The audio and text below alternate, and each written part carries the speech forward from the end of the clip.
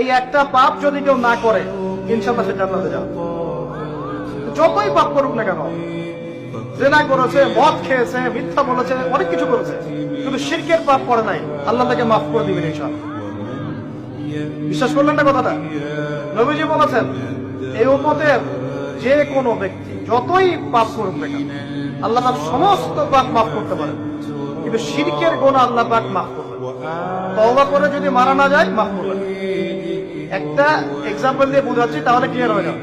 মনে করেন কেউ একজন জেনা করেছে, তওবা করার সুযোগ হয় নাই, মারা গেছে না, এখন আল্লাহ পাক কিয়ামতের মাঠে এই জেনার পাপটা মাফ করে দিতে পারেন, যদিও সে তওবা করে নাই। আল্লাহ পাক এই পাপটাও মাফ করতে পারেন। কিন্তু একজন ব্যক্তি শিরক করেছে, তওবা করে নাই, কিন্তু এই অবস্থায় যদি কাল কিয়ামতের মাঠে আল্লাহর সাথে সাক্ষাৎ করে, আল্লাহ তার গুনাহ মাফ করবেন। এই শিরক আর অন্য পাপের এই হলো পার্থক্য।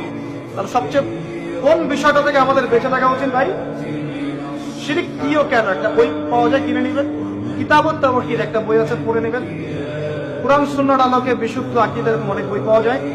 আর আকীদা সংক্রান্ত একটা অনবদ্য বই হলো আল আকীদা আত-তাহাওয়িয়া। এই 4-5টা বই পড়লে আপনার শিরকের কনসেপ্ট ক্লিয়ার হয়ে যাবে।